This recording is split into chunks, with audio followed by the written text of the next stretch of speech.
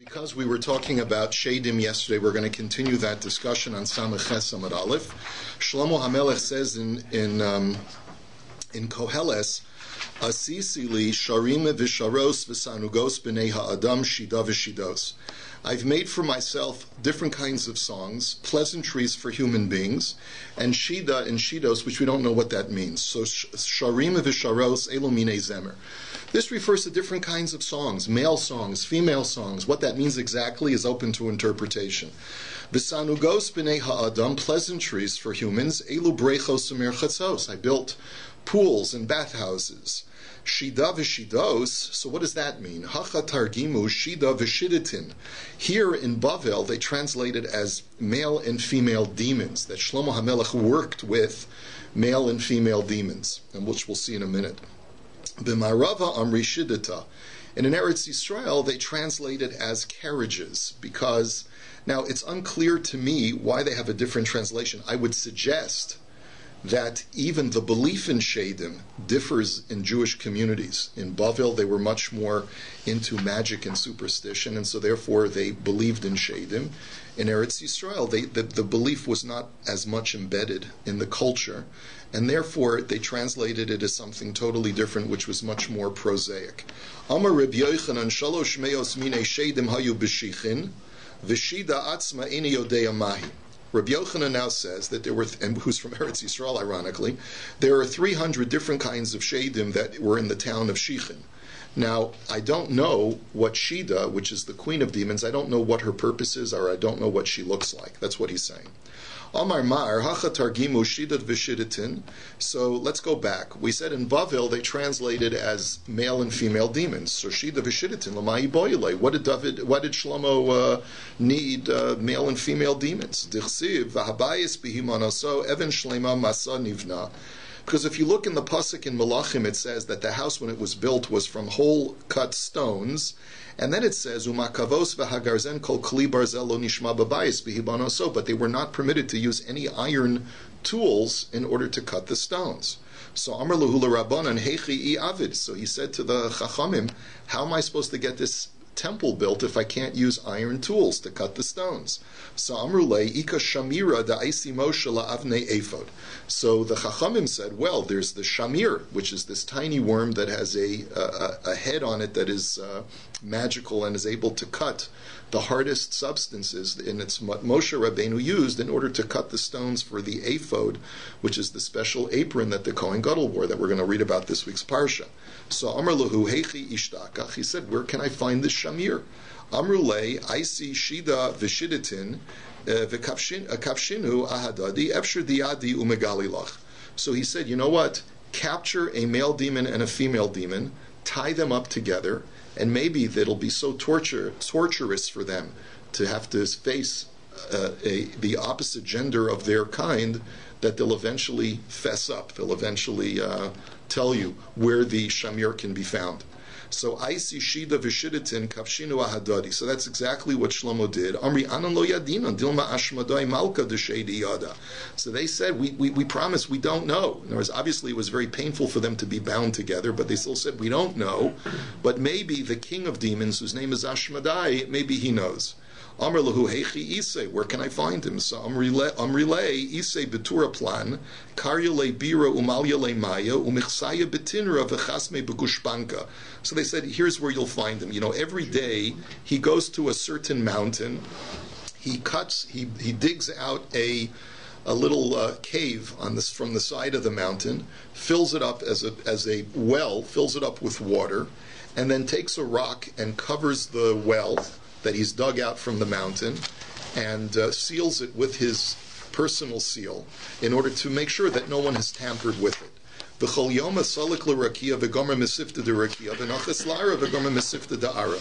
And Ashmadai is a very cunning demon, and he wants to be able to learn kol Torah kula, to know how to best the human people. So he goes up every day to the heavenly realm to learn Torah with the malachim, and then he goes down every day to the Beis Medrash to learn Torah with human beings.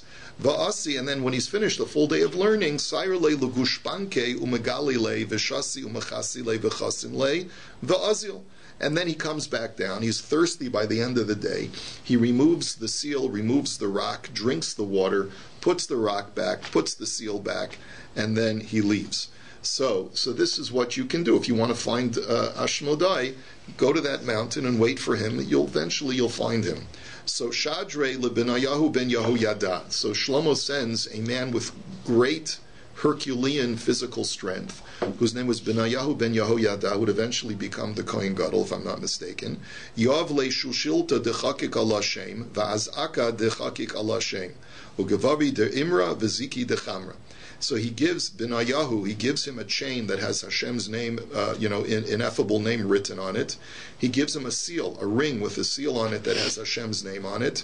He gives him some wads of wool, and he gives him a large flask of wine. So Azal Kara Bira Mitasoi V'Shafinu Lamaya V'Satminu B'Gavave De Imra. So here's what Benayahu does. Ashmodai is already gone, so he finds his well, and he goes to the side of the mountain and digs another hole underneath the well that Ashmodai has dug, and then digs a hole between the floor of Ashmodai's well and the ceiling of his well, so that all the water flows into his well. And then he seals the hole with some wads of wool. Okay? V'kara bira me'iloi v'shavchinu lechamra v'taminu. So then he dug another well on top of Ashmodai's well on the side of the mountain and fills it with wine, and then there's a hole connecting the top well to Ashmodai's well, and so the wine trickles down into Ashmodai's well, and now Ashmodai has a well filled with wine instead of water. Salik Yosef bi'ilana ki ase saire legushpanka galye ashkachei chamra. So Benayahu goes and climbs up a tree in waiting. Ashmodai comes back, removes the seal off of his well, opens it up, and lo and behold, he finds wine instead of water. He says, how can I drink from this wine? He says, it says that only the lazy person indulges in wine, and anyone who tries to partake of it will never become wise. So I don't want to drink wine. It says also, Chesiv Zunus v'yayin v'tirosh yikach leiv. It also says that lewdness and fine wine will draw a person's heart away and to distract him. So I don't want to get distracted. So lo ishti. So therefore he didn't drink. But kitzachi lo sagile. But he finally got so thirsty that he couldn't resist anymore. And so ishti. There's another girs in the Gemara that Ashmodai consoled himself by quoting another pasuk from Tehillim, which says v'yayin yisamach levav enosh, that wine gladdens the heart. So Rava Vigana, he got so drunk that he went to sleep. Nachis asa shada be'shushilta stame, and so Benayahu came down off the tree, throws the chain over him and locks it. Ki iter havakim mi parzel, and Ashmodai wakes up, he finds he's in chains and starts to struggle to break free. Amar lei shma demara alach, shma demara alach, and Benayahu admonishes him and says, the name of your master HaKadosh Baruch Hu is upon you. Stop struggling. Ki nakit le va'asi mata dikla chaf be shadja. So as he's leading him away in chains back to Shlomo HaMelech and to the palace, they walk up and they brush up against a tree, and Ashmodai is so huge, is so hulking, that when he brushes up against the tree, he knocks the tree down. Mata lebesa shadja. They can't come up against walk by a house, and again Ashmodai is so huge, he brushes against the house and knocks it over. Mata gabekuva de ahir malta, and then they come to a hut, a hovel, that belongs to a poor widow, and Nafka ichanena lay, so she cries, she runs out of the house and says, please, please don't knock down my hut, this is all that I have. So kafa lekomase mine itvar begarma. So Ashmodai, the evil demon, has rachmanis on her, so he's not such a terrible guy, right? And he hunches over and moves over so that he will avoid brushing against her hut, and because he's manipulating his body in this way, he ends up breaking a bone. So Amar Hainu Dichsiv V'Lashon Rakat Tishaber Gorim, and Ashmodai said with irony, he said this is why the pasuk says that a soft tongue can break a bone. I had Rachmanis on this poor widow, and that's why I broke a bone. So Chaza Samya Dahava Katoi Bu'orcha Aske Lu'orche. He then sees a blind man who's straying along the path, doesn't know where he's going, and Ashmodai has compassion, and he points the guy in the right direction. And then Chaza Ravya Dahava Katoi Bu'orcha Aske Lu'orche. He then sees a drunkard who's just wandering and straying on the path, and he shows him the way as well. And we'll see why he does this later on. He then sees a wedding celebration where a kala is being celebrated and everyone's very happy, and he starts to cry.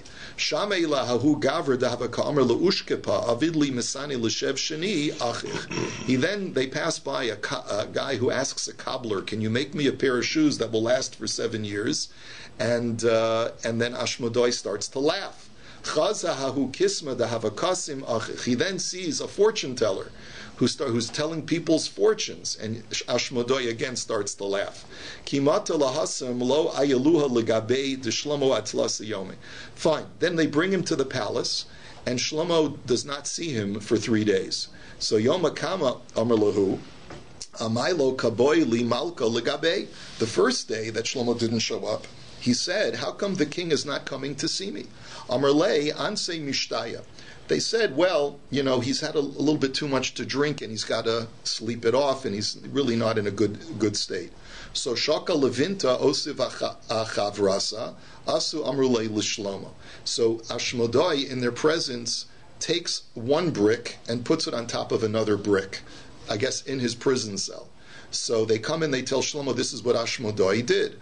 Amar lahu, hachi amar lahu, hadur ashkayuha. So Shlomo says this Ashmodai is a very cunning guy. What he's essentially telling you is, give him a little bit more wine, because if a person is drunk and he goes cold turkey off of alcohol, the effects of the hangover are worse. So give him a little wine, and that'll help reduce gradually the effects of the wine, and he'll recover faster. Lamachar amar lahu v'maylo kaboy li malka legabe amrulei anse mechla. So the second day, when Shlomo didn't show up, he said, how come the king isn't coming to see me? So they said, well, because he's had too much to eat and he's not feeling well, he's got indigestion. So Shaka Levinta Mechaverta and Osva A'ara Asu Amrulei L'Shlomo. He then shows them by taking a brick and taking it off a brick and putting it down on the ground. They tell Shlomo, this is what Ashmodai has done. And Amar Lahu, Hachi Amar Lahu, Negidu Minei Mechla. What Ashmodai was telling you is, take away his food from him. In other words, when a person has overeaten and is suffering from indigestion, what you should do is go cold turkey and not give him any food, and that will help him recover faster from his indigestion.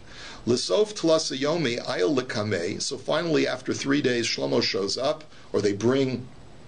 Shlomo comes before Ashmodai, and Shakal Kanya Umashach Arba'a Garmidi V'Shada Kamei. So Ashmodai is upset. He takes a stick, takes like a reed, measures out 4 amos on this long stick, and throws it in front of Shlomo. Amarlei mechdi kimayasahu gavra leslei bahadin alma eladala garmidi hashta kavashte lekule alma velo savata ad kavashta nami ledidi. He says, listen, Shlomo, you're a human being. At the end, after you've died, all you're going to have is 4 amos of occupancy in this world. You'll only be able to occupy your own grave, and that's all you'll own in the world. And it's now, while you're alive, you've taken control over the entire universe. And you're not happy because you don't have dominion over me. Is that why you conquered me? It's like, in other words, he's criticizing him. So Amarlei loka ba'ina minach midi. Ba'ina di'ivnaye lebeis hamikdash v'koy miboy li shamira. So Shlomo says, I don't need anything from you to do for me personally. Here's my dilemma, though. I have to build a temple, and I need a shamir to help me build it, and I hear that you know where it is. So Amarlei lididi lo maser li l'sara diyama maser le. So Shmodai says, listen, I don't know where the shamir is, but what much I do know, that it was given over to the angel of the ocean, or of the 7 seas, and this angel gave it over to a special wild rooster who is believed by this, who is sort of sworn allegiance to this angel the angel of the ocean, and he's watching over it. So Umay Ovid Bey. So why did he give it over to this rooster, to this wild bird? So Mamtile Lature Delespuhu Yishuv Umanach Leashina Detura Upakat Tura Umankit Maisi Bizrani Meilani Vishade Hasam Vavi Yishuv. So he said, because this wild bird acts like a Johnny Appleseed. Because what he does with the shamir is whenever he finds a mountain that is covered with rock and can't grow anything, he brings the shamir, places it over the rocks, and the rocks magically explode open because of the shamir's power, and then it exposes the soil. The bird then plants seeds from trees, and the trees grow. And vahainu dimitar geminan nagar tura. And that's why the targum of this bird in the Chumash, when they translate this kind of bird, they call it a nagar tura, the carpenter of the mountains. In other words, he's sort of like the cultivator of the mountains. Bad kukina de tarnagola bira de isle bani the chafuya lekine with zugisa chivarti. So I guess now Shlomo again dispatches Binayahu, and he goes to find this bird's nest. And they find this bird's nest is filled with chicks, and they cover the nest with a glass dome in order to encase it.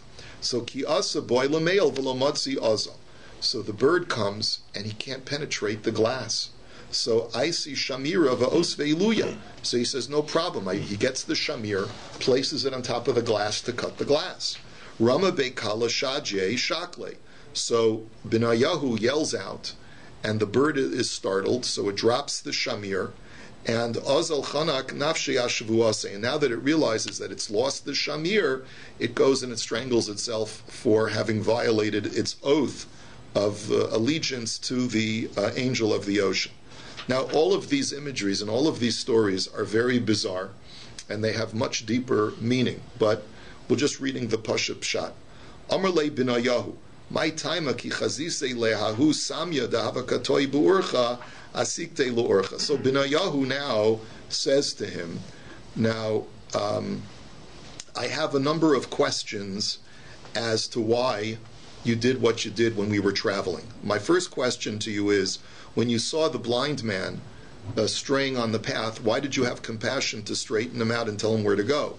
So Amarlei Machuzi Alei Birakia did Tzadik Amrahu Uman Da'avid Leinicha Nafshe Zachala Alma Da'asi. He says, because I travel up to Shamayim to learn there all the time, and I heard them saying that this fellow, this blind man, is a total tzaddik, and whoever helps him in any way will get Olam Haba. So that's why I helped him. Umay Taima Ki Chazise Lahu Ravya de Katoi Bu'urcha Asikte Lu'urche. And why then is it that when you saw the drunkard straying on the path, you showed him where to go? So Amarlei Mecharzi Alei Birakia Durasha Gomerhu Ba'abdi Leinicha Nafshe Ki Hechi Delech Leila Alma.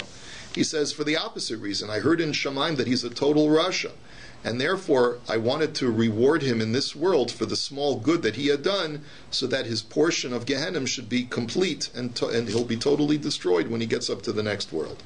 My time, why is it that when you saw them dancing around the kala, you started to cry? So Amarlei, boy meimas gavra begav tlasin yomin uboyis ubaya mintar liyavam katan tleiser shenin. The answer is, tragically, because her husband is going to die in 30 days. And she's going to have to wait 13 years for this guy's infant brother to grow up and become bar mitzvah, and she'll be like an aguna, so to speak, because you can't do yibum or chalitza with a kid until he's 13 years old. My time ki shamase lehahu gavra da'amr le leushka ba'avid li misane l'shev shnein achichas. Next question, why is it that when we passed by a guy who asked the cobbler if he could make him a pair of shoes that could last for 7 years, you started to laugh? He says, because this guy's not even going to live for 7 days. Why does he need a pair of shoes that are going to last him 7 years? It's a very important lesson for all of us. We build these castles and structures because we think we're going to live forever. Who knows how long we have? Okay, when we passed by the fortune teller, why were you laughing? So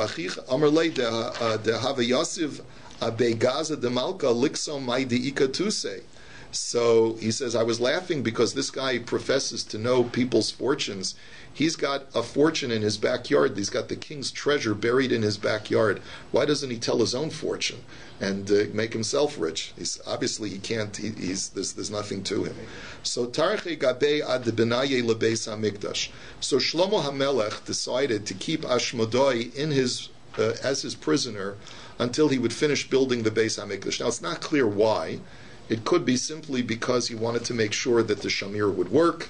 It could be he wanted to make sure that Ashmodai would not try to foil his plans of building the temple. We're not really sure.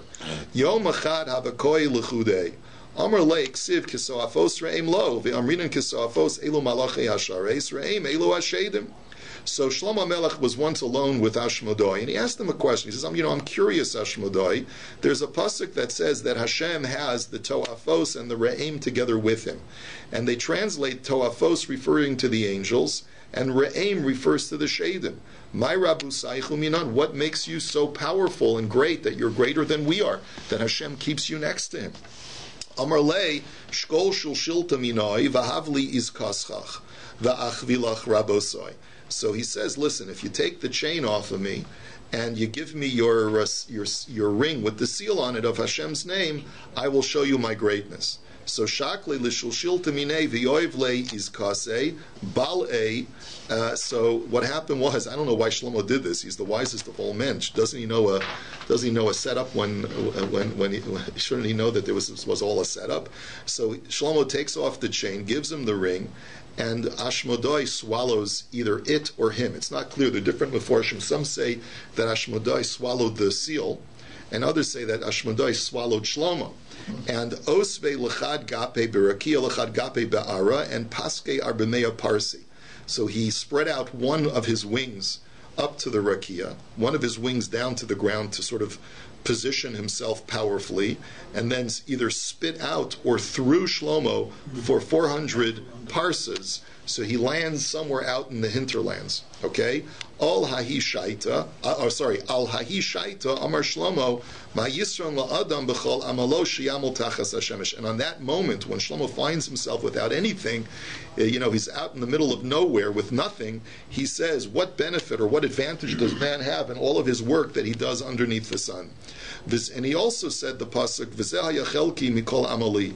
This was my portion from all of my work, meaning I just basically have nothing. So my vizeh, what does he mean? This is my portion. What was the small thing that he was pointing to? So Rav Shmuel charamar maklo v'charamar gundo. Rav and Shmuel, one says it was his walking stick, that's all he had with him, and the other one says that no, he had his gundo, which Rashi tells us two explanations for the word gunda. One is his clothing, and the other one is he had a cup, an earthenware cup to drink from. So Hayimachazer al Apsachim, Kol Heicha Damata Amar Ani Koheles Hayisi Melech al Yisrael b'Yerushalayim, and basically starts making his way back to Yerushalayim, and he's got to knock from door to beg for a crust of bread, and everywhere he goes, he quotes the pasuk, I am Koheles, the son of David, I used to be the king of over Israel in Jerusalem. Everyone thinks he's a Meshuggah, but Kimata Gabi Sanhedrin Amru Rabban and Mechdi Shaita Bechada Milsa Lo Sarich, my high. So when he comes finally to the Sanhedrin, and he keeps quoting the same pasuk, the rabbis are suspicious. They say, listen, even if the guy's a shaita, he's not going to keep repeating the same pasuk. He would say other crazy things too. Why is he only saying this crazy pasuk? So there must be something here that's going on. So Amru Leila Benayahu Kaboy Lach Malka Legabei Amru Lahu La Lo. So they asked Benayahu, has the king summoned you recently? And they said no. So he said no. And then they sent a message to the queens, in other words, all of Shlomo Melech's wives, and they said, has the king summoned you recently? So Shalchuluhu in Kasi. Yes, he's come. Now, here's where the Sanhedrin starts to get suspicious. They know that Ashmodai and demons in general can masquerade as human beings. So they think that maybe this is an imposter. So they say to the queens as follows: Shalchulu bidchu bikare, check his feet, because shadim can assume human form, but their feet always look like chicken feet. So shalchuluhu b'muki kasi v'katavalu b'nidasayu v'katavaleinami labas sheva ime. So they said, well, we can't check his feet. He always wears socks to bed, and Not only that, so if you, this is a good line. If your kid wants to put socks into the bed, you say, "What are you, a shade? Take off your socks. You'll get athlete's foot." Anyway, so, and not only that, but this Shlomo is acting very bizarre because he's asking for us to consort with him even when we're in Nida, which Shlomo would never normally do, and he's even asking for his mother to consort with him. So something strange is going on. So Asyuha l'Shlomo v'havulei iskisa v'shulshilta d'chakaka shem. So they finally bring Shlomo, who's the beggar man, and they say, "Okay, we recognize that you really are Shlomo." They give him a ring with the Hashem's name on it, and they give him again a chain with the Hashem's name on it. Ki ayil chazye porach, and Ashmodai sees him coming, and immediately Ashmodai flies away. So Ashmodai is still out there somewhere. He hasn't visited too many people that I know of recently, but we hope that he stays away. So he did what Shlomo Melech asked him: "Show me your superiority, the demons over humans." So that's what he did. He did, absolutely. He tricked them. Va'afilu hachi havalei biasusa minei v'hainu dichsev hinei mitaso shel Shlomo shishim giborim saviv lo migiborei Yisrael kulam achuzei cherev melumedei milchama ish charbal yireicho mipachad baleilos. And even though he got rid of Ashmodai, nevertheless Shlomo still had a pachad from him for the rest of his life. As we know, that's why the pasuk says, "Behold," in Shir Hashirim it says, "The bed of Solomon is surrounded by 60 warriors with their swords." Why? Because out of a fear of the night. Because what? Yeah, PTSD. You never know. Ashmodai could show up once again. Rav u'Shmuel charam melech v'hejot v'charam melech v'hejot u'melech. Now, and finally, the story about Shlomo HaMelech, there's a machlokes. When Shlomo was demoted by Ashmodai, did he ever return back to his original stature of being the king over all demonic forces and over all earthly forces or not? One Manda Omer says that once he was demoted by Ashmodai, he became the king again, but he never regained that original stature of conquest over all of the demonic realm. And others say no, even over the demonic realm he still was able to control, and he returned back to his original stature. Now, we're concluding now that story about Shlomo and Ashmodai, and we continue on with our refuos that we had started with yesterday about what remedies a person should employ when he gets different kinds of illnesses. And we'll just do the next 5 lines.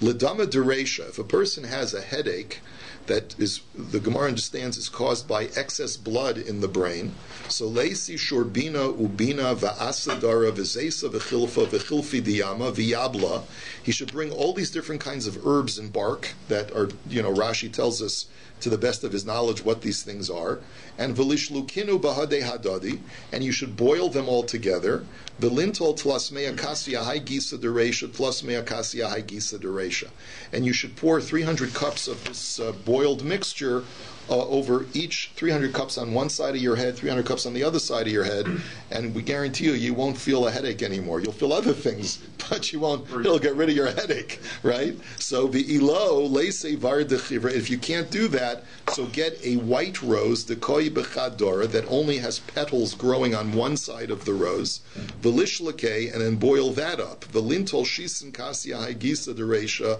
v'shisen kasya hai gisa dereisha, and take this boiled mixture and pour 60 cups on one side of your head, 60 cups on the other side of your head, and that will alleviate the headache. Now, litzlichta, if a person has a headache only on one part of his brain, it's not the whole head that's aching, it's just one part, like a migraine, I guess, so like a localized migraine. So leisi tarnagola bara, bring one of these wild birds that we were talking about before, this wild rooster, the lishchate bezuza chivra, ahahu gisa de kayavle, and then shecht it with a silver coin that has a sharp edge, and let the shchita be done over your head where you have the pain, so that the blood will rush out and pour over your head. But you have to be careful. It's very powerful blood, so don't let it go into your eyes because it could blind you. And then hang the rooster's carcass over the doorpost so that every time you pass through the door you'll rub against it, and that'll again help to heal you from the headache. And that's the next one we'll talk about, the eyes, and that'll be part of tomorrow's DAF.